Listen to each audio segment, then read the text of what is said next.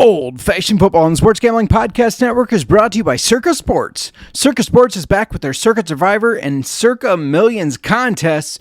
$14 million up for grabs. Get all the details at circasports.com. Hey, what's up? This is Sam Macho, and you're listening to Old Fashioned Football.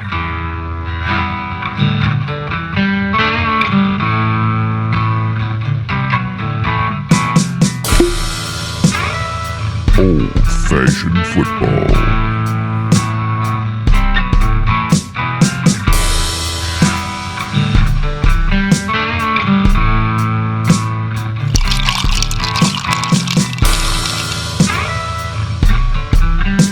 You make this deal right now, you pancake eating mother.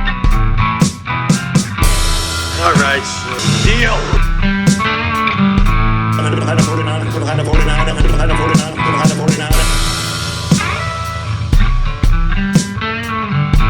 Old Fashioned Football.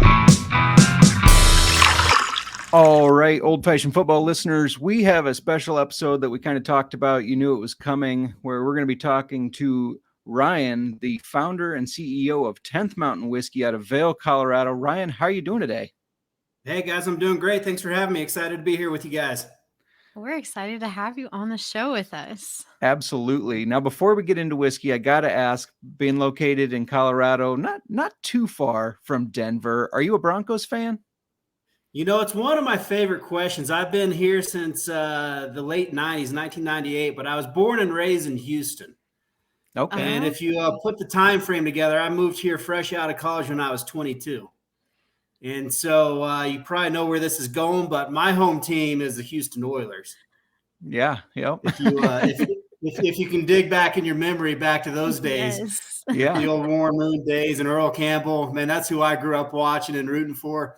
Obviously, they moved and now are the Tennessee Titans. But still, when people ask me who's my football team, I'm always like the Houston Oilers, baby. So since I can't root for them anymore, and since I have been in Colorado for 25 years or so now, I'll default to the Broncos. So I affectionately refer to them as the Donkeys when they suck. So I had a lot of opportunity to call them the Denver Donkeys this past season. But hopefully they turn that around, and I can start calling them the Broncos again here soon enough. For sure. Yeah, it's interesting what they've done, kind of mortgaging a little bit of their future to get Russell Wilson and Sean Payton. So, I'm confident they'll pull it together. I know Wilson had a tough time last season. We all have our ups and downs, and some days are better than others. So he's human like everybody else is, and I think I'm optimistic with Payton coming in to lead the team. I've always been a fan of his, and I'm excited that he's going to be in Denver. And I think with him and Wilson together, cautiously optimistic at this point. How about that? Yeah, absolutely. I mean, you have to be. Yeah. It's got to be better than last. Right? Yes. We're Bears fans, so we're always cautiously optimistic and usually getting our hearts broken. Yeah, exactly. Right. Fair enough. So I think that's a good way to approach the season. Don't get too excited, but hopefully we'll win more than 4 games, what they win last season, something like that. Right. It's right around wasn't there. A lot. Yeah. Tough division. Wasn't a lot, I'll tell you that. Very tough division. So yeah, there's that. Have you ever played any fantasy? Yeah. Have you ever played any fantasy football? You know, I'm unique in the fact that I've never gotten into any fantasy sports at all. Yeah. Certainly a bunch of my friends have, coworkers have, but man, I'm too busy running day-to-day life and business and whatnot. And so I have not ever gotten into the fantasy leagues of any sport. So nice. All right. Well, Why don't we jump right into why everybody's here? We'll jump right into the whiskey. Are you ready for whiskey? So I know a little bit about that, a little bit about it. All right. One thing we wanted to ask you, how did you decide to get into distilling, or what led you to becoming a distiller or going into distilling? Poor life choices. Pun intended. Pun intended. No, it was so I moved to town and I started bartending my first couple years here. And then had an opportunity to start a restaurant in 2002, the West Side Cafe. Started out with 2 other guys, and that just celebrated our 20th anniversary with that about 6 months ago. And started home brewing and having fun home brewing. Nothing on a commercial scale, just a couple, 3, 4 times a year with 5-gallon batches here and there, and just getting kind of hands-on brewery knowledge. Not that I wanted to take that commercially by any means, but then was watching what the craft distillery movement was doing. And this was probably 12, 13 years ago. And I was like, man, someone in the Vail Valley is going to make whiskey sooner or later. It kind of goes hand in hand with the mountain lifestyle, certainly with skiing and snowboarding and hanging out and operating after the end of the day of a fun day of skiing. And so I was watching what the craft distillery movement was doing and where it was going. I'm like, well, screw it, might as well be me, right? So I ended up getting a 13-gallon still early on. And distilling is the next step after brewing, right? So you make a beer first, and then you take that beer and distill it off and make a high proof spirit. And ended up came across an ad in one of the, I think it was Whiskey Magazine, Whiskey Advocate or something, for Moonshine University of all things in Louisville, Kentucky. Nice. And it was Christmas Day, and I looked at it, I'm like, well, this looks fun. Let's look into this a little bit. And ended up going to their first class of, I think it was January 2013 or soon thereafter. And not only did 10th Mountain come out of that class, but Peerless Distilling they were in that class, and 3 or 4 other distilleries that are still around came from students in that original class from Moonshine University. And Moonshine U is still a legit school today. It's not an actual university. It's not a 4-year degree by any means. That's certainly a play on words, but it's a lot of fun. But they cover everything from A to Z in running a distillery and hands-on distillation. They have a 250-gallon still that is pretty identical to what we have, although we have a 500-gallon still. And so that's how I got started, was just kind of crafting home brews, and was watching where the distilling movement was going, and then took the final leap, went to Moonshine University, came back, wrote a business plan, begged, borrowed, and stole as much money as I could gather together. And here we are almost 10 years later. So very cool. Real quick, got to interrupt the whiskey talk to let you know we're brought to you by Circa Sports. The Circa Millions and Circa Survivor are back. $14 million in guaranteed prizes up for grabs. Circa Millions is just 5 NFL picks against the spread each week, and the Circa Survivor is just a different money line winner each week. Easy as that. Enter in Vegas, play from anywhere. Sports Gambling Podcast is actually going to be out there last weekend in August, so make sure you get out there. Then check them out. Circasports.com for all the details. Circasports.com. And if you win that money, make sure you get a lot of 10th Mountain whiskey. It is definitely worth it. You're going to want to have it at your bar. And don't forget to take I'll say the Bears money line, but for Ryan here, I will say the Broncos money line week 1. Did you start with whiskey as the spirit you wanted to make, or did you want to make everything? Yeah, so we certainly started out wanting to hang our hat on our whiskey expressions. It's it's a broad category and a narrow category all at the same time. Within the whiskey category itself, you can there's a lot of room for experimentation, but it's certainly defined by key aspects of it as well.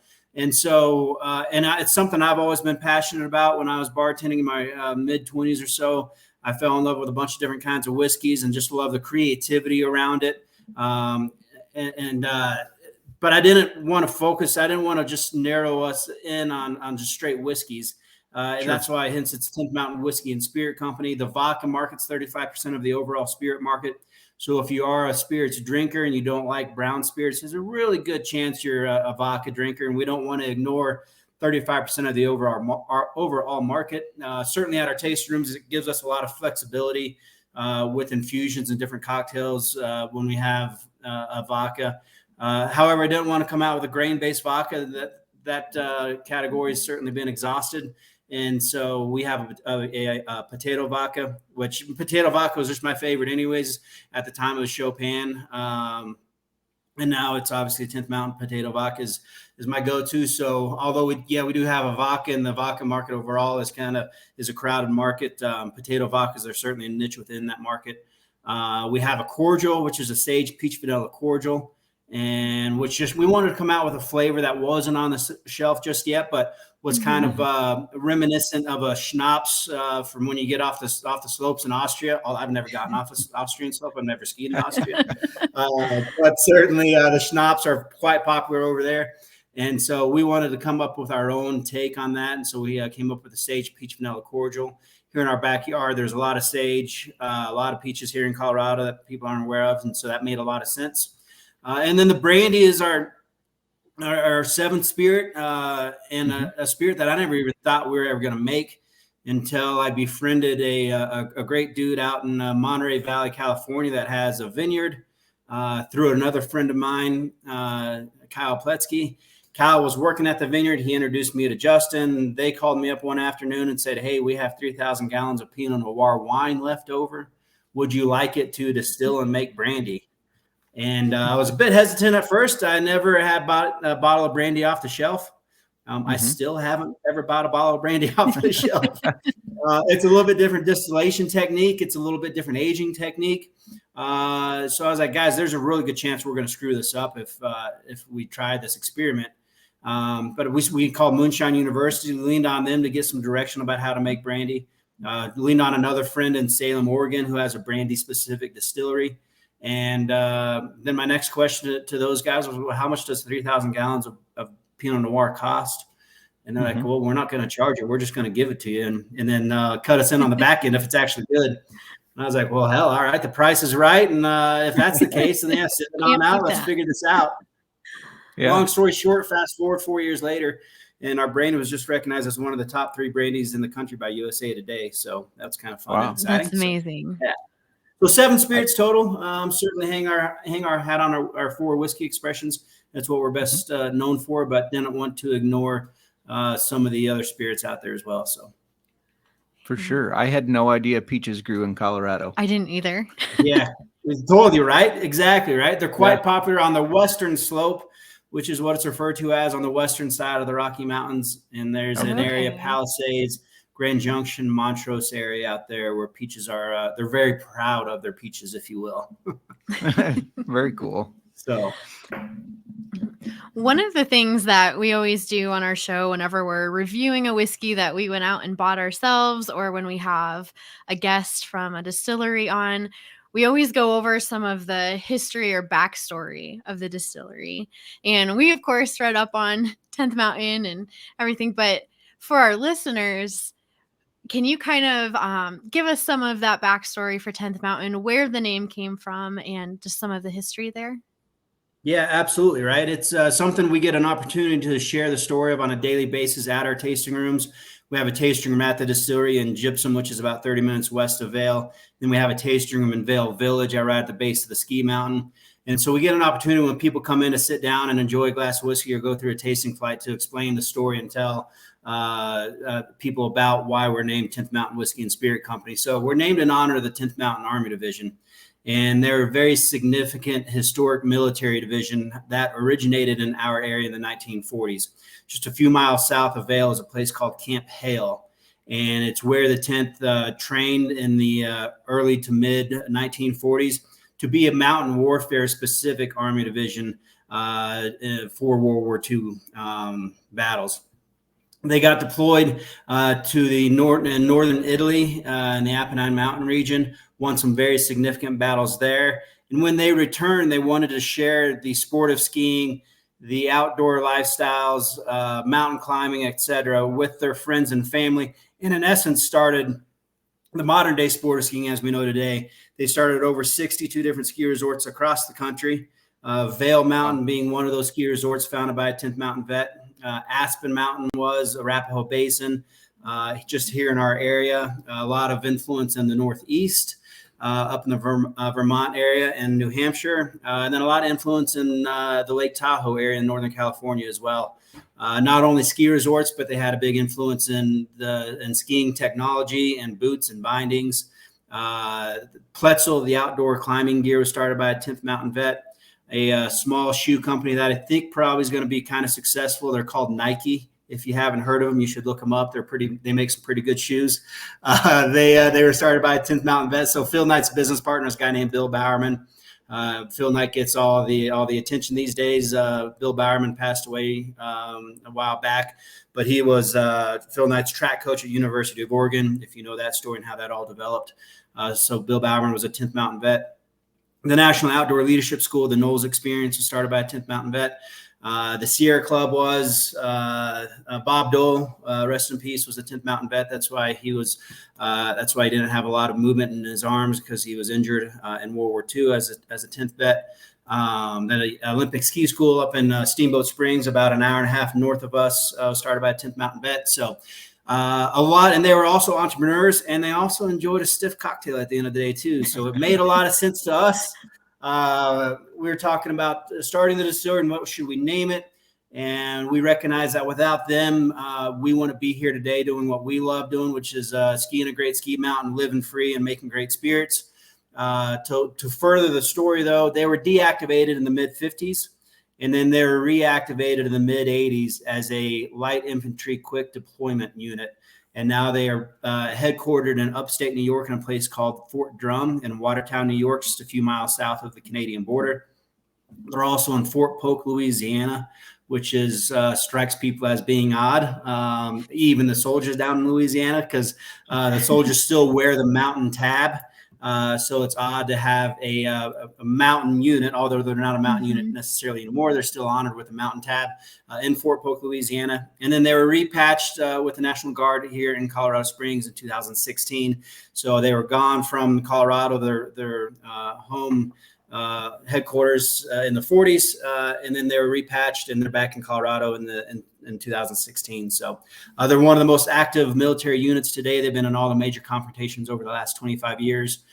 Black Hawk Down this October is going to be 30 years. A lot of people are familiar with that from the book and the movie. We do a lot of support with different reunions, platoons, etc. And we are supporting that reunion with those guys here coming up in October. But they've been, again, in all the major confrontations and are one of the most active divisions today. So hence the name.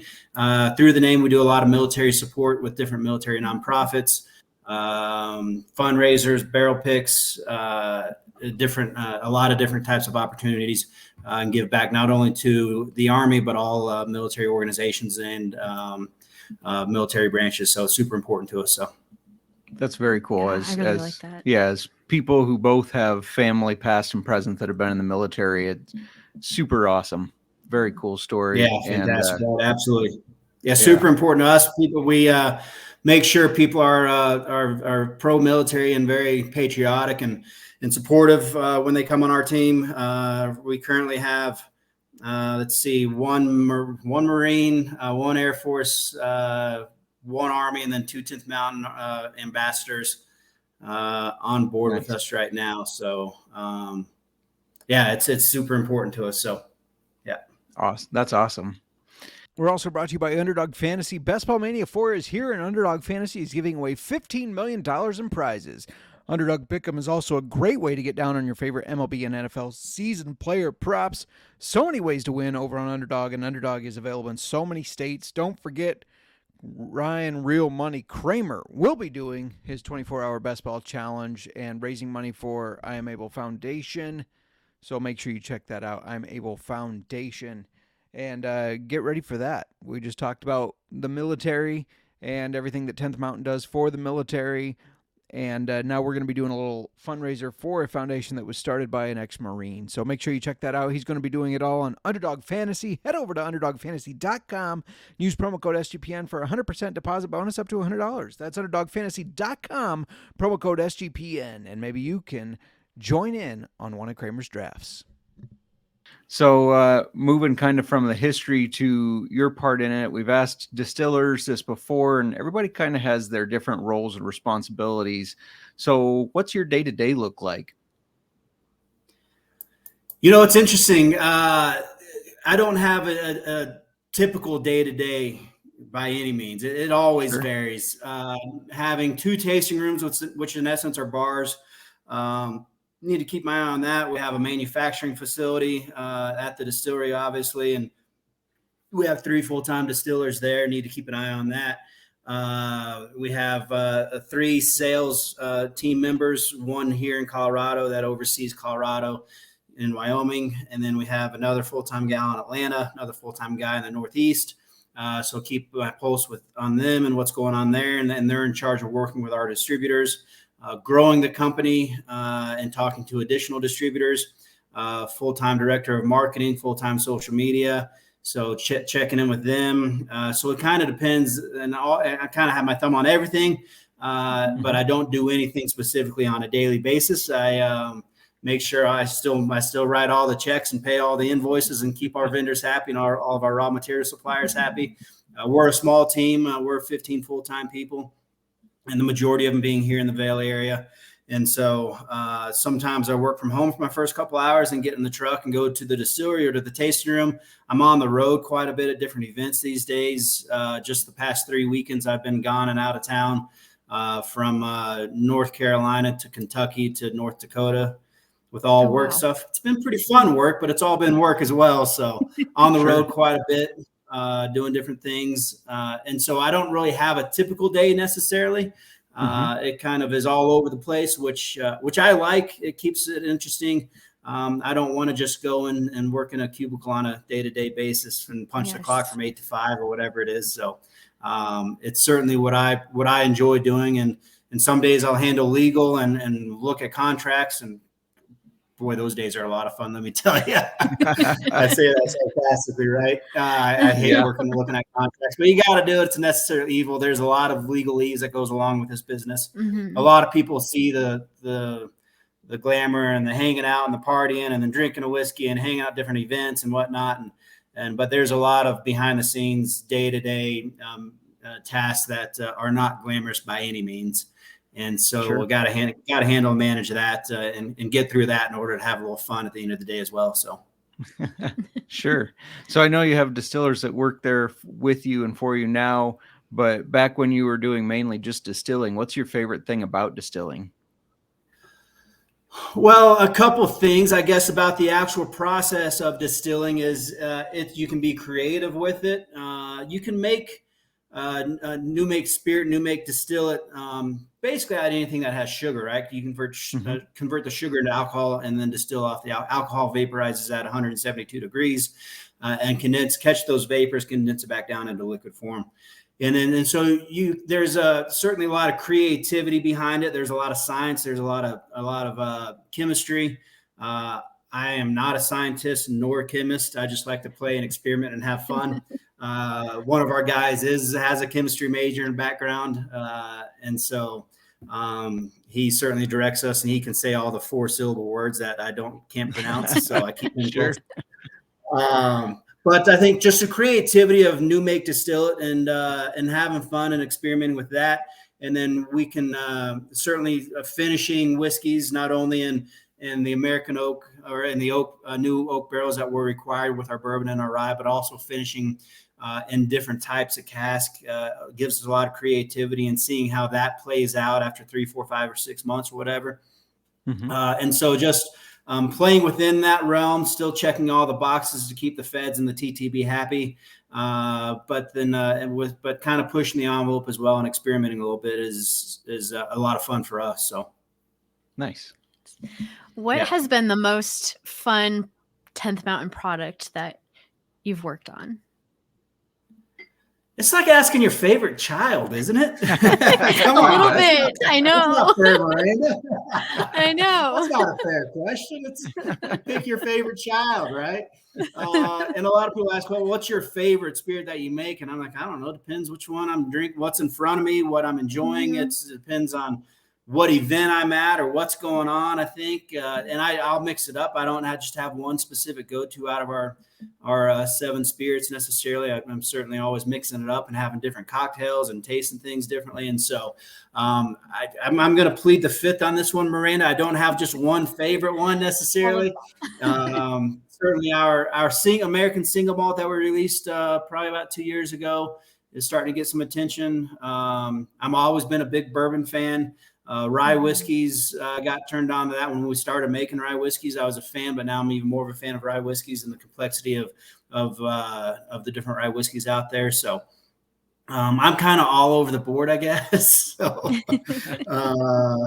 and I am enjoying brandy at this point too. I've never bought a bottle of brandy off the shelf, but if I see a unique brandy at a bar or something, I'll certainly ask for a taste of that. So Nice.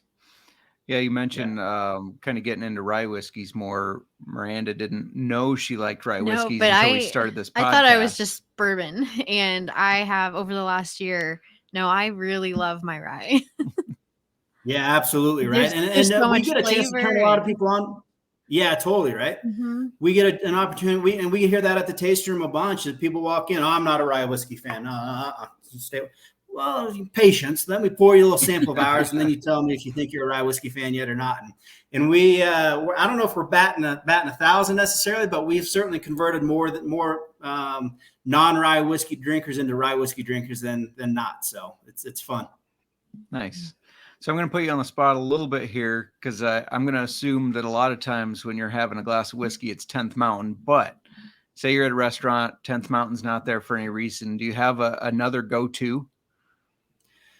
Yeah, I like to change it up a little bit. Certainly, I mentioned those Peerless guys. I'm partial to what they're doing. They're a lot of fun, and it's a great group behind them. And one thing I guess I'll preface this: I've gotten an opportunity to meet a lot of different distillers and distilleries and people behind it, and so I will take that into consideration when I ask for something off the shelf at a restaurant too. Right? Certainly, the product has to taste good and all, and there's a lot of great whiskey out there. But then I'll take into account who's making it and who's behind it. And so the Peerless guys are not only make a great product, but they're a good crew behind it as well. The Willets crew, I love Willets and the products that they're making. Those are delicious. Here in our own backyard, give a nod to Richard at Art of the Spirits and what he's doing from a blending perspective. It's amazing stuff that he's got going on. And he's a huge supporter of military as well. And Mike Root at Copper Sky Distilling, and shout out to them too. Love their products.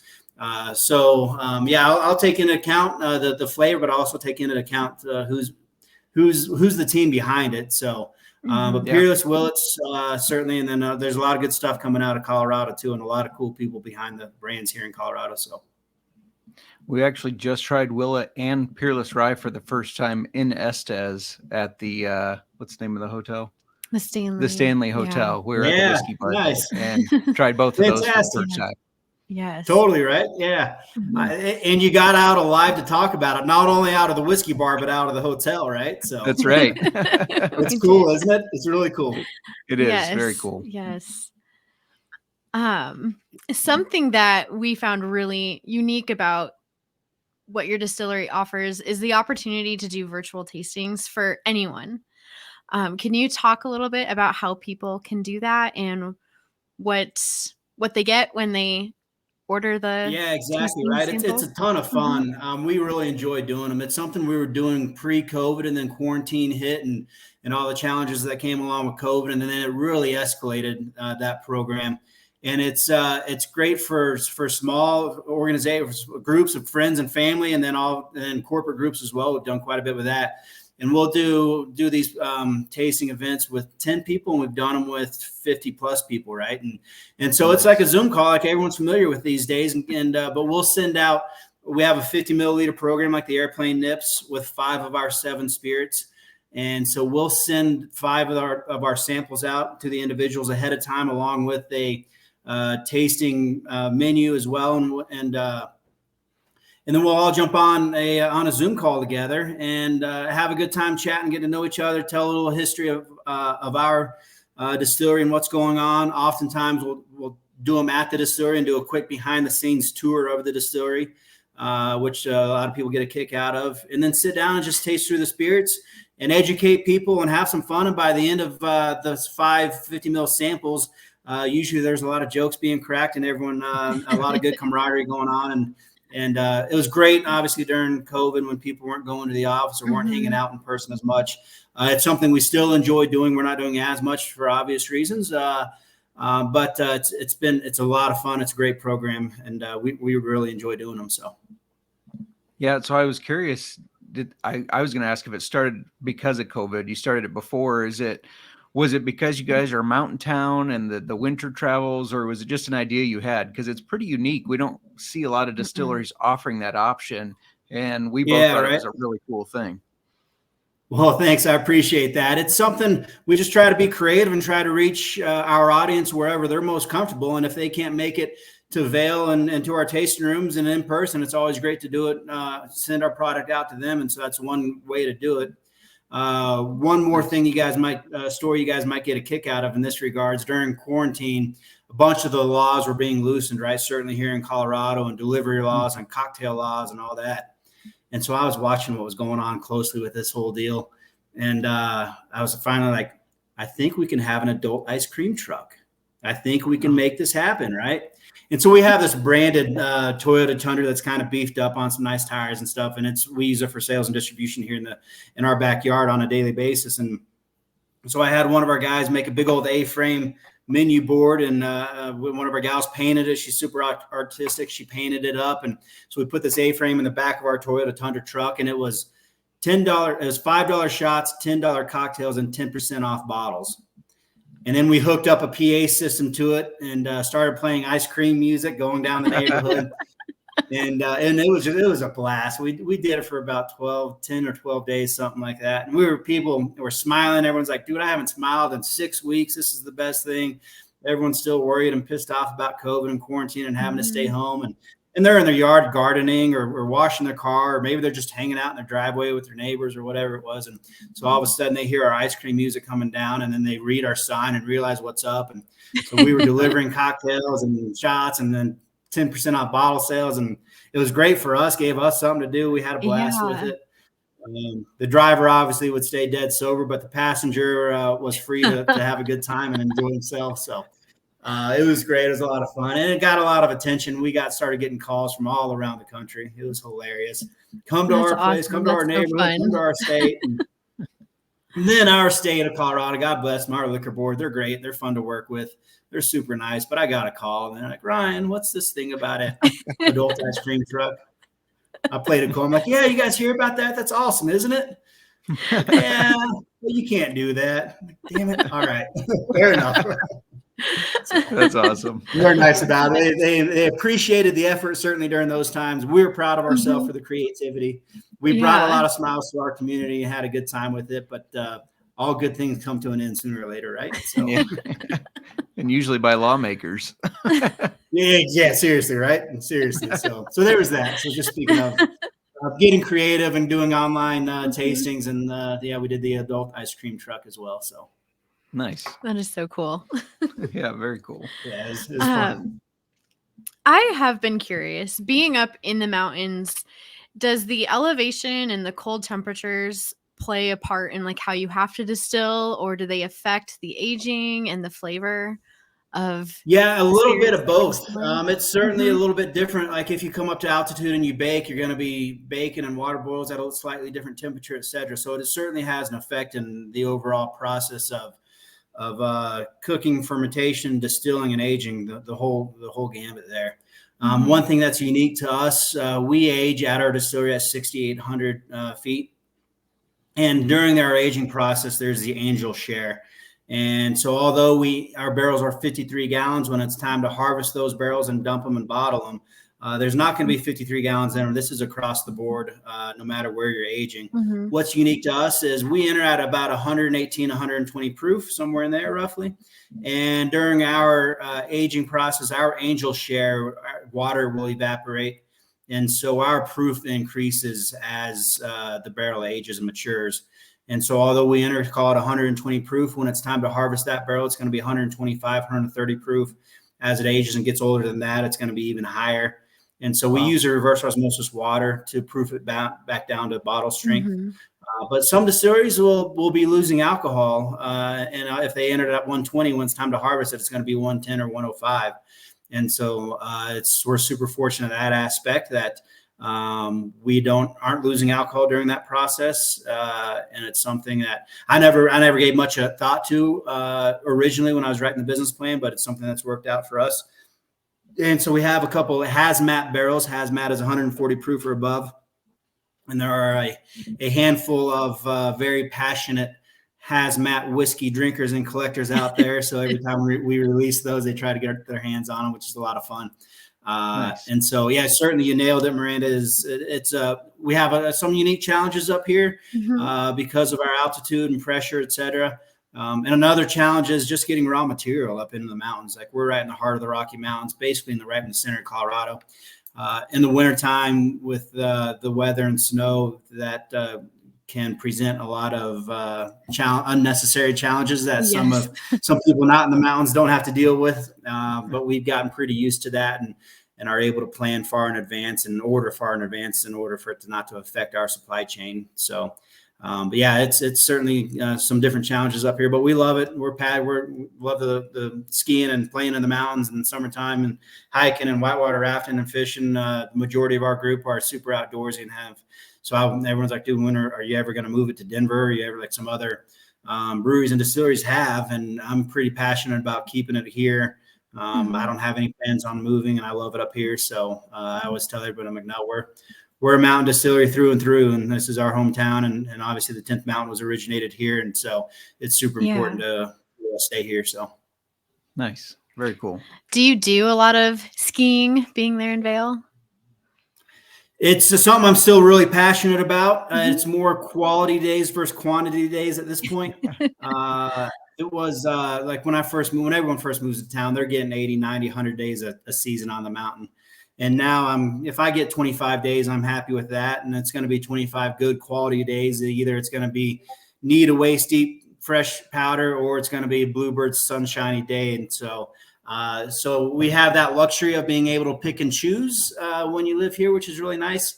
If it's a nasty day weather-wise, and then I don't feel guilty about staying home and just working all day. And so, however, if I was on vacation, then I'd be out there bell to bell, 8 a.m. To 4 p.m. every day kind of thing. So, yeah, I still am passionate about, still love getting out there, but it's more quality days versus quantity days. So. Makes sense. Not something that I have ever done. I feel like I would want to. You want I want to try. I feel like I would break something. I'm pretty accident prone. You are. Maybe you should stay away from them, but I would love to do it. Yeah. Come on out. And there you go, right? And there's a lot of people that fish in the wintertime here, which those boys are dedicated. Boys and girls are more dedicated than I am. I'm not a wintertime fisherman. But there's people still get out in the rivers and are fishing in the wintertime. I know it's good. There's not as much competition. So, yeah, you catch me on the hill in the wintertime skiing. And if you haven't tried it, definitely give it a shot. And keep in mind, one of the main reasons people go ski is so they can go to the bar afterwards and hang out and call it après ski, right? So if a lot of people will do one run and be good with that and then just go straight to the bar and hang out afterwards and wait for everybody else to come join them. So certainly skiing is a big aspect of the day, but the camaraderie and hanging out at the end of the day for a glass or two is important as well. So that's what I would be there for. Absolutely. Maybe you can lead that way, Justin. That's all right, especially during football season, right? Come down off the hill and enjoy a ball game on Saturday or Sunday. So, yep, absolutely. So you guys were nice enough to send us the bourbon and rye. Would you walk us through a tasting of those? Yeah, absolutely. But let's do it. You got them there in front of you? Yeah, or behind you there. Yeah. Haven't opened them yet. Wanted to keep them sealed until the pod. Do you want to do the bourbon first? Yeah, let's do the bourbon first and then the rye second.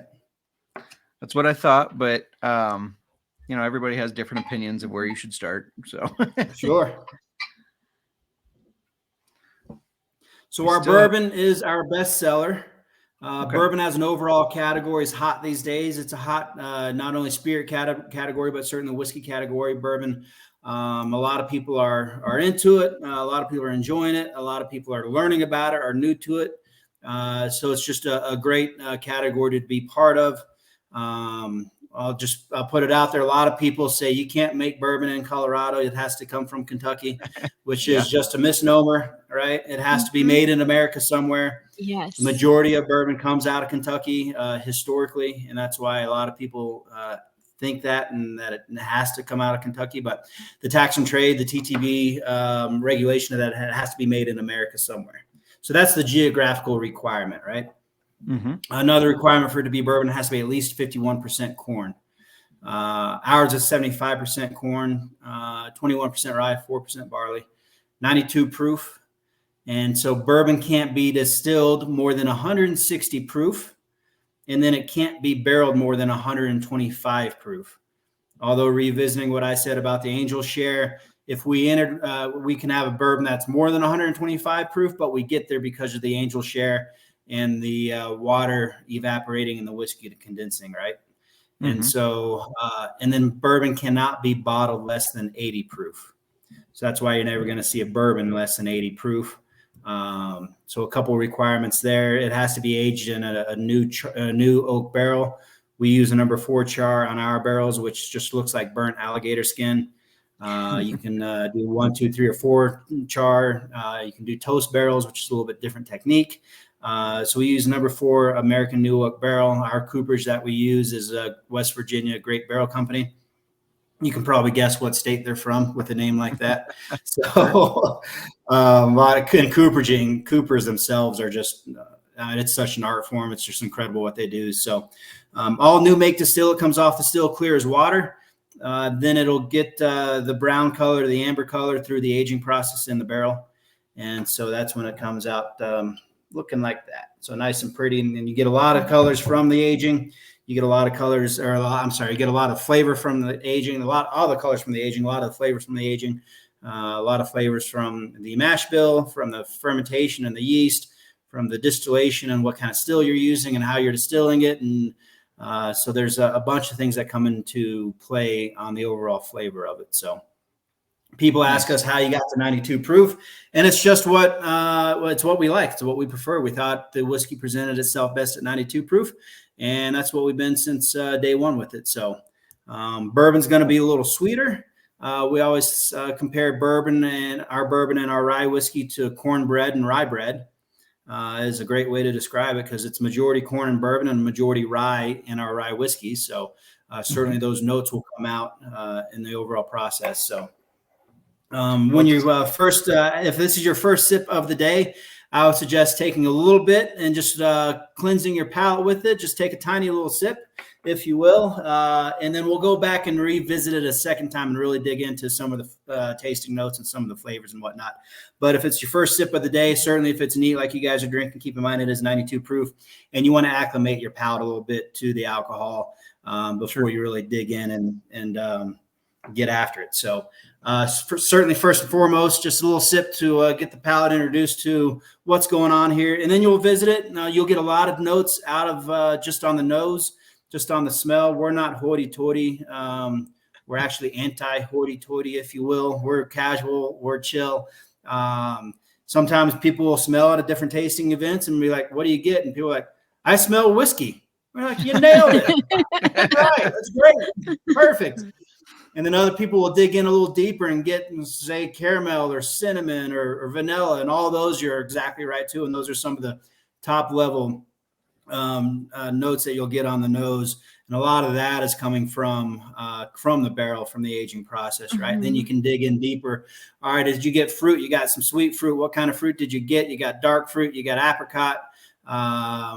And so we can go in and dig in deeper and deeper on that. And if you search Flavor Wheel online, that's a great tool to use. There's a lot of free flavor wheels out there, and they'll dig in and start as a broad category. Whiskey, all right, whiskey, or is it rye or bourbon, or is it Canadian or Scotch or Japanese or whatever? All right, it's bourbon, and you're going to get some baking, some spices. What kind of spices, right? Baking spices, the cinnamon.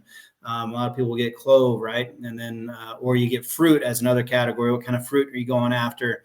And then you get earth notes, the oakiness, and different grains and cereal grains, right? And so certainly when you drink it and have a sip, you can nose it. When you nose it, I would suggest cracking your mouth a little bit, and that'll help you not get a full face full of alcohol. It'll help average out the smell between your nose and your mouth, and then have a little sip, and then enjoy the kind of the viscosity of the whiskey. Swish it around your mouth, chew on it a little bit, if you will. Some of those notes will come through, and then swallow it, and then notice the finish on it as well. Does the finish linger? Does it go away quickly? Is it kind of somewhere in the middle? I would say on ours, it's kind of a medium to a long finish. You're certainly going to get some warmth coming through as you swallow it down into your belly, which a lot of people like. Certainly on a cold winter day, it's refreshing and warming. And so that's what makes whiskey fun. That's what it's all about. And there's no wrong answer when you're at a tasting. Certainly want to make sure everyone feels welcome, and everyone's palate is different, right? And so it's something that right. So you could say, I taste blueberry peach, and that's like, great, that's cool. I've never heard anyone taste blueberry out of it. Like, you're not wrong. So I'll just make a mental note of it and like go back and have a sip of that bottle. I'm like, where's that blueberry coming from? What's that from? So, but you certainly get there's some flavors that arise over and over and over in the tastings. But I love it when someone throws out a unique flavor, a unique taste that they get that I've never heard, which is a lot of fun. So. Yeah, and then each we're small batch as well, right? And that kind of comes into play too. And we have a 500-gallon batch system, so our fermentation tanks are 500 gallons each. Our still is a 500-gallon combination pop column still, 100% copper. And so out of a 500-gallon batch, it's going to yield about a 53-gallon barrel of whiskey, roughly. It's not an exact science from batch to batch, but somewhere in there. And then our aging process can add different notes to it as well. And the big guys that are making 1,000 barrels a day, all the big labels that come to mind, and their processes are certainly refined after 150 years of doing this. And so bottles of Maker's Mark that you buy in Colorado is going to taste like one you buy in New York, going to taste like one you buy over in Europe and Asia and everywhere else. On occasion, people will call us up, be like, hey, man, this one tastes a little bit different than the other one. I'm not saying either one's good or bad or better or worse, but we're like, yeah, we're a small batch craft distillery, and that's what we hang our hat on. And we like it. We're proud of it. So that's what I like. Right? I like the different, that you could get a bottle here or get one here, and they're completely different. I like that. Yeah. And we'll have our flavor. Yeah. Totally right. And we'll have a barrel proof pick at our distillery and at our tasting rooms for sale. And some of the more knowledgeable, I affectionately say the whiskey geeks, right? The whiskey nerds. We certainly are. We'll come in our tasting like, hey, what, you got anything special behind the bar there tonight? And so they're just asking for a barrel pick of some sort, which is a lot of fun. We do a lot of work with the different military organizations and military nonprofits. We're working on 2 barrel picks right now. That's a fun way to do to raise some money for their organization specifically.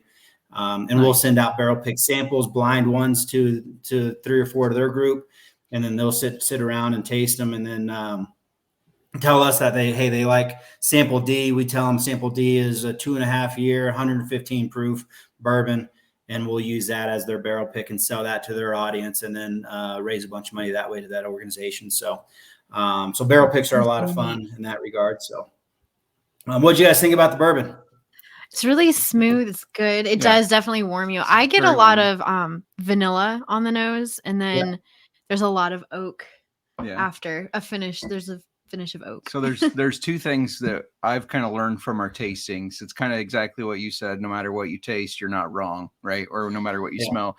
And we've started kind of, rather than like, if we're trying a whiskey, rather than looking up the flavor profile, we've started trying to wing it, because if you tell me in the flavor profile I should be getting like corn and vanilla and caramel, that's exactly what I'm going to get. It's like that. Totally right. Yeah. It's leading the witness, right, Justin? It's leading the witness in that case. And so we won't say that at our tastings. Like, we want to hear what you guys think and throw something out, right? Because you can certainly, the power of suggestion certainly comes true when you're doing tastings. So.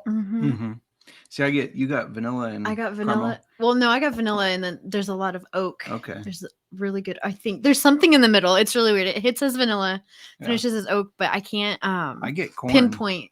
Maybe it is corn. Yeah. I can't pinpoint the middle.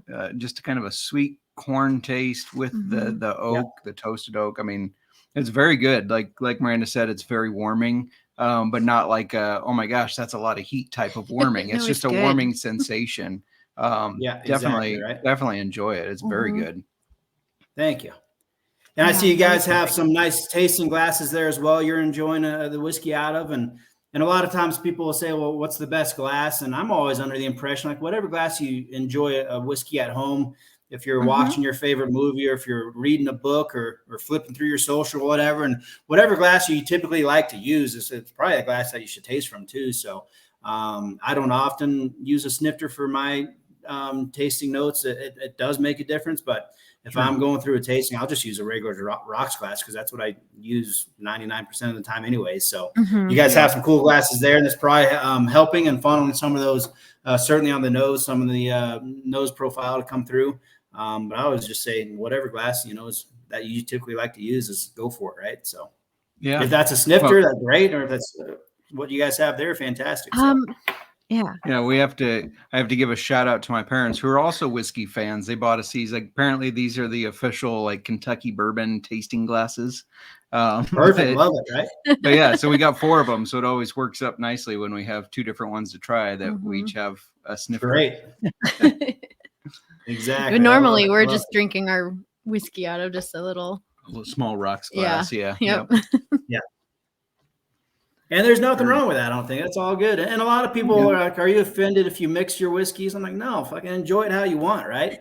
Absolutely. I would appreciate it if you tried it first neat or on the rocks. But if you want to throw some ginger or if you want, I love it, a good old fashioned, right? A good old rye old fashioned, my favorite cocktail. So I don't get offended at all. If you're enjoying it and having a good time, then by all means enjoy it however you like. So yeah, and I feel like this would definitely hold its own in an old fashioned, just from the taste profile, from the warming sensation. We try some whiskeys that it's like, yeah, those are good, but I don't think I'd be able to pick it out of a mixed drink. This one, I feel like I definitely could. I'm excited to try it in an old fashioned. And you do the rye in the old fashioned as well?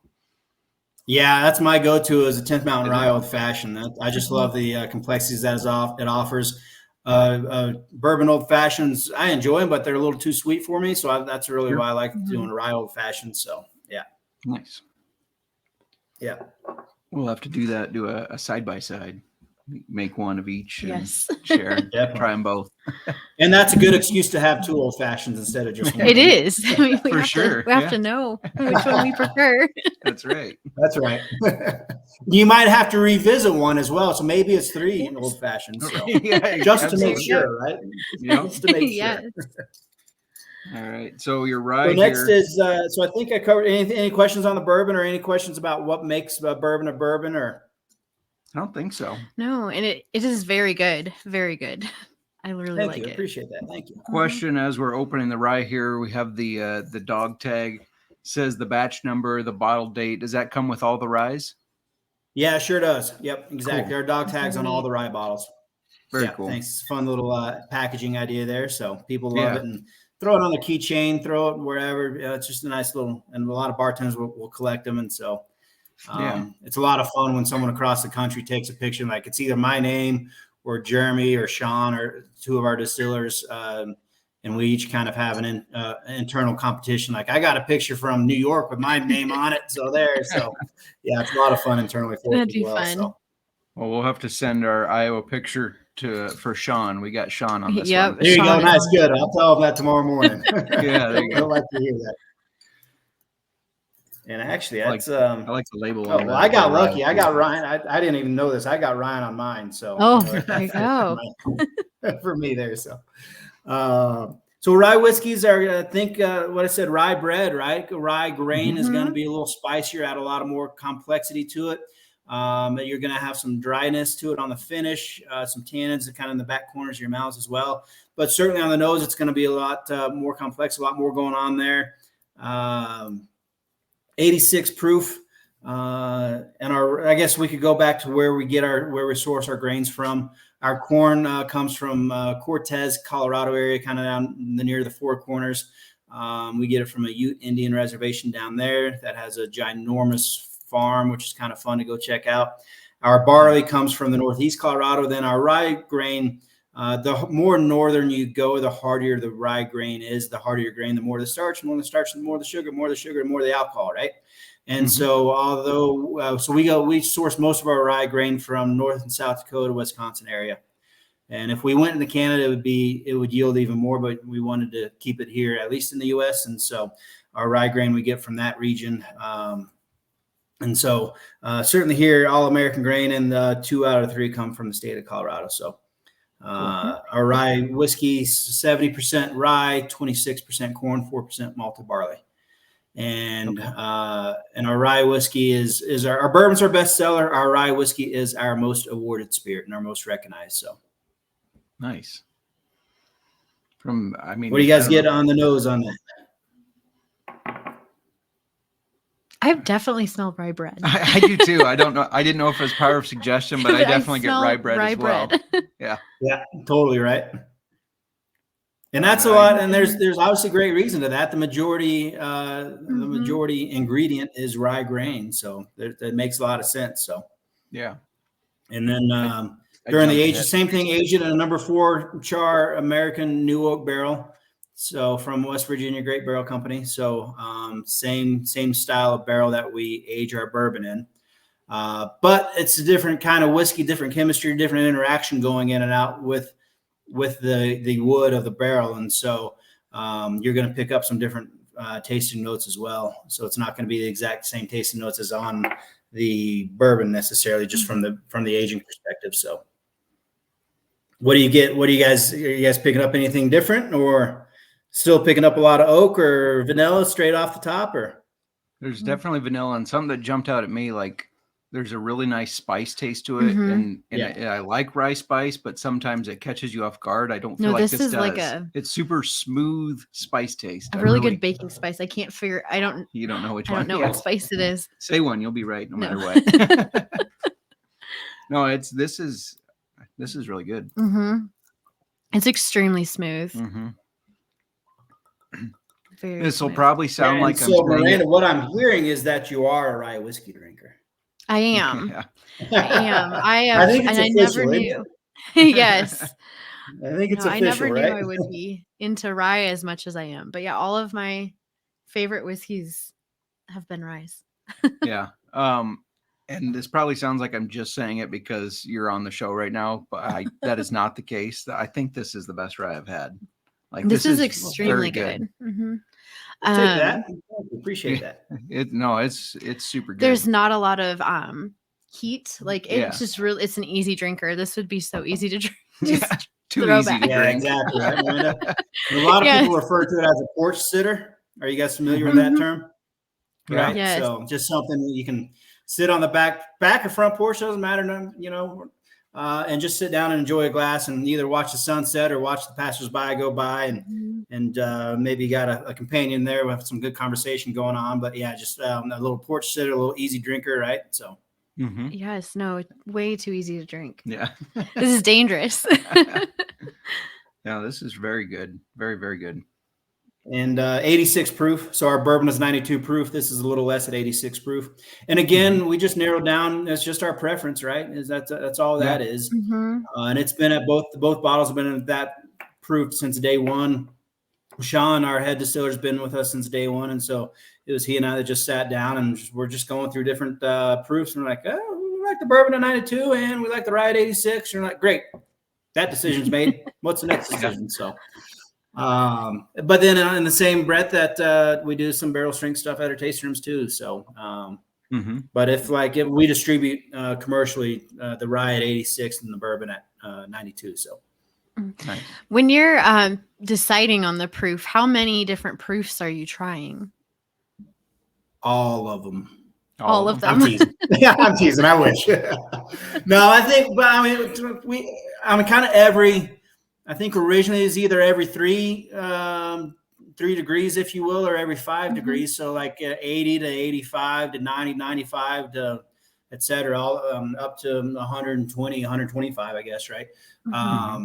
And so, and then narrowed it in from there.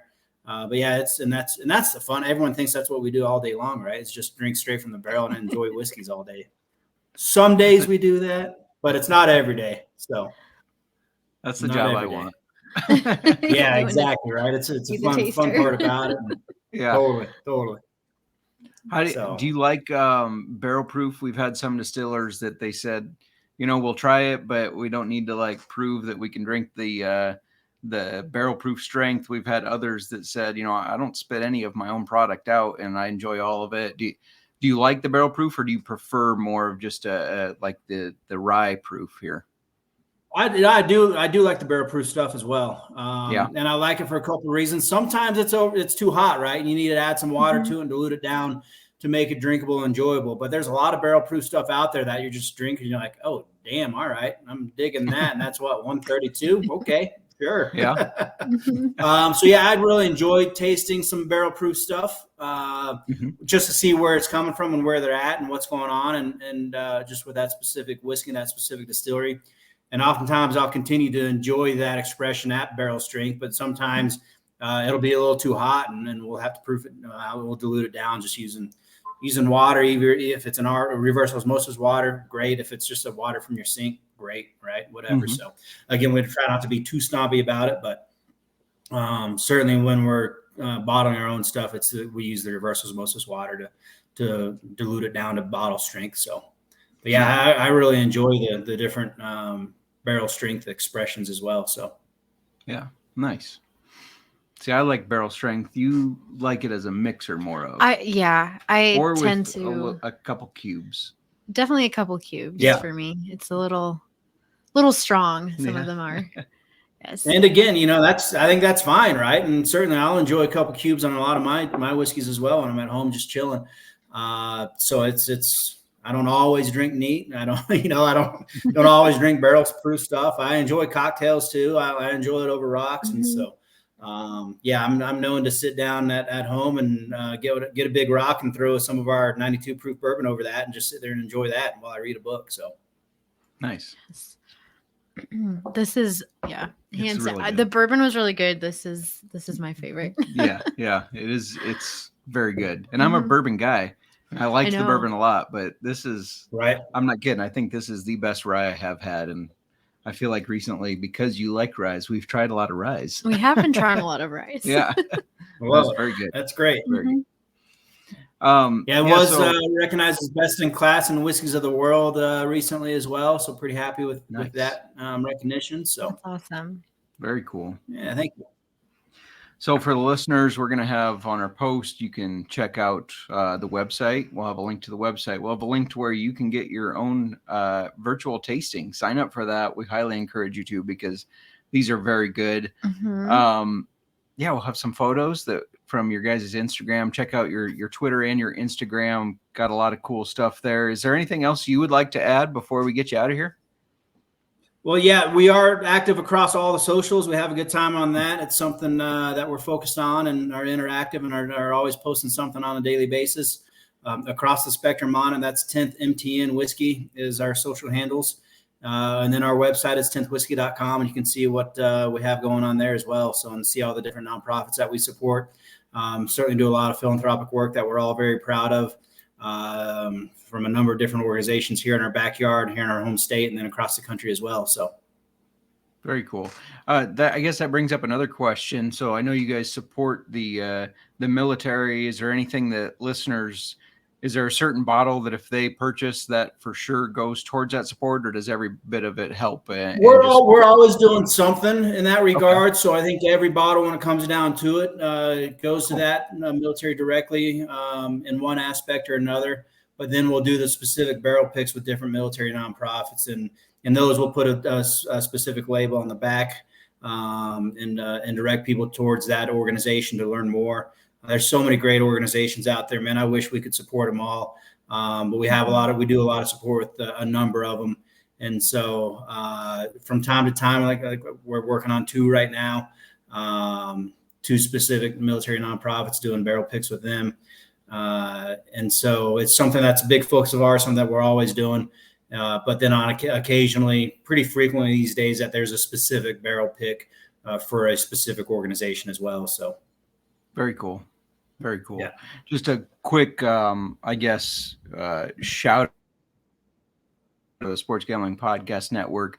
One of the founders, his name is Ryan Kramer. He's getting ready to he's done it multiple years now, but a 24-hour draft challenge. So he drafts best ball teams on Underdog Fantasy. And last year they turned it into a fundraiser for a listener who had been in a really bad accident, lost his leg. This year they're doing the I'm Able Foundation. I don't know if you're familiar with it. I wasn't, but a Marine who was diagnosed with a degenerate nerve disorder and it cut his military career short. He actually started it, and it helps people that have a similar disorder, helps them kind of live their life more normally and help the families adjust and everything like that. So Sports Gambling Podcast and Kramer, they're going to be raising money through raffles on his 24-hour best ball that he does for that. So that's pretty cool. Love it. Yeah. Yeah, I love that. That's great. Fantastic. Yeah. And football season's right around the corner, right? Oh my gosh, is. it's almost here. We're gonna blink and it'll be here. Yeah.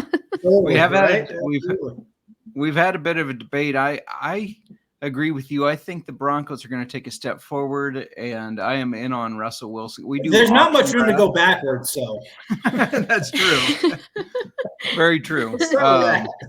Yeah, we do so our specialty is auction drafts, and out of a $200 budget, Russell Wilson's price is currently projected at $2. So for $2 of a $200 budget, I say he's worth taking a chance on. You disagree? I'm not doing it. I'm not falling for it. I don't know. I would do that. That sounds like a pretty good deal to me, actually. I'd do that. I think so. I think he's going to take a step forward and be worth it. We'll see. Compared to If what? I'm What is wrong, that I'm kind of wrong. Allen Mahomes? What's their price these days then? Mahomes is $46, and Allen is $40. Nah. See, I'm passing on both of those and going Wilson. So Yeah. Well, I there agree. you have it. Justin Fields at 24. He's a little too popular this year. $24. Yes, yeah, he is. I don't know. I'm excited for Justin Fields. I hope Yeah. the Bears have a really good season this year. We're always hopeful fans, hoping that this will be the year. you gotta be right. You gotta be. And if Yeah. not, there's always next year. So That's right. Yes. I feel like I've said that way too many times, though. right, totally right. Yeah. I hear Yeah. you on that, man. I hear you. Everybody's like, so when were you born? I said I was born in 87. I go, oh, so the last Bears Super Bowl was the year before you were born. Yeah. Right. Yep. Totally. All right. Well, thank you so much for Being your a time. fan and going through the trials and tribulations is half the fun. So that's all right. It You have to is. smile and It enjoy it. That's So, right. Got to stick with it. Thank you for your time and for walking us through the tastings and 10th Mountain. We really appreciate it. And this has been fun. Absolutely. Everybody check awesome, it guys. out. Thank And, you, guys. yeah, if listeners are debating bourbon or rye, I'd suggest getting them both. But that rye, I'm very impressed by it. Yes, I can't believe I haven't had this Awesome. before. Yeah. All And right. it's Well, so Appreciate good. that, guys. Thank you. And we can Yep. sell direct to consumer to 35 states. We have to use a third-party fulfillment company because of the antiquated liquor laws that are out there. But if you go on our website, you can buy a bottle. It'll just be shipped from either San Diego or Washington, D.C., depending on where you live. So okay. Very cool. Awesome. So make sure you all check that out. Thanks again for your time. I appreciate it. Thank you. you got it, guys. Thank you. Thank you. Yeah. Again, thank you to Ryan at 10th Mountain Whiskey for joining us. That was a ton of fun. Very informative. I love that they help the military. I love that too. And I am still like Blown is away? I'm blown away Yeah. by this rye. This is the easiest drinking rye. Yeah. Easiest drinking whiskey. I'm just gonna throw that Woo. out there. Yeah. And it's not one that's like, oh, it's easy drinking just because the flavor is bland. There's a lot of flavor There's there. so much flavor. It all hits you, but it's like, wow, I just want to keep drinking this. Yeah. That's why I said it's dangerous. Like it really is. This is gonna be my new fire pit drink. Like Yeah. we occasionally love to drink some port around the fire pit. No, this is what we'll be taking out there, and we're gonna have to be careful. So next time, Paul, Stevie, next time you come visit us and we sit around the fire pit, we got a bottle of 10th Mountain Rye. We'll have a bottle. Maybe. This bottle won't be here, but Yeah. we will have a bottle of 10th Mountain Rye for you. soon as just a little, I always call it behind the scenes, behind baseball, they call it. As soon as we ended our recording with Ryan, Miranda said, we have to always have this at our bar. So this bottle, regardless of it getting emptied, we will make sure we're getting another one. This is good. I am excited about it. And I said, I wish I had told Ryan, but hopefully he gets a chance to listen and hears this. Like, this bottle will be gone soon, because with any good whiskey, you immediately are like, oh, I want to share this with my friends and family that like whiskey. So Your with parents are going to be trying it. My mom's going to be trying it. I feel like my Josh, dad. your my dad would like it would even. this. Yeah. He's He's not a whiskey guy. He's not really a but whiskey he would like guy. it. Yes, I think he could handle this. Yeah, I think so. This would not give him. Usually, when he smells a whiskey, his takeaway, his first, I guess, like, on the nose is, I smell heartburn. Yeah. My dad. He can't even handle spice. No.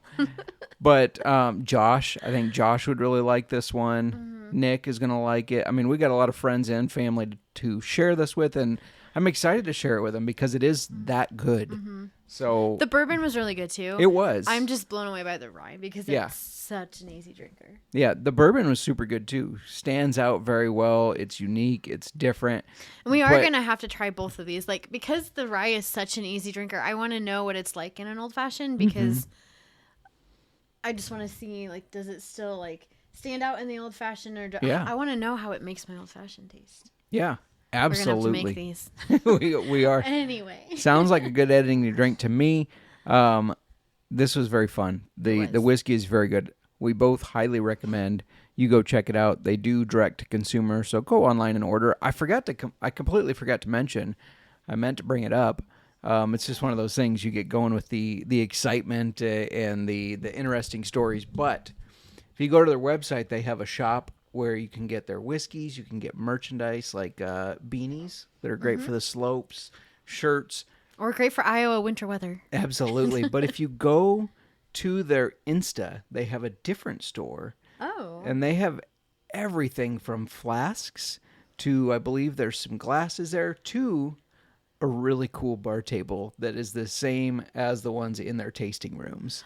Oh, that's It's neat. Yeah, it's very cool. See, I haven't been Very on unique. Insta lately because I feel like the next time I go on Insta, I have to create our Instagram account. Or you're going to hear it and- from me. So I haven't checked them out on Instagram, but I will be following them, and this weekend will not be over and us not have an Instagram account. I'm just putting that out there. You heard it here first, people. Get ready to follow us. We're going to look like copiers because the MLB page just went live on Insta. Yeah, if you're not following the MLB page on Insta, go out and follow them. If you're not familiar with the Sports Gambling Podcast's MLB podcast in general, they have a guy by the name of Mal on there. He's an Englishman. As a podcast or a reviewer labeled him, they said get rid of the Englishman because he's hard to understand. But he's hilarious. He is fun to listen to. So baseball fan or not, check him out. Miranda, do you have anything else to add? No, this has been so much fun. How's your rye whiskey over there? Gone, and I'm going to be getting some more. Going once, going twice. Sold. Old-fashioned football.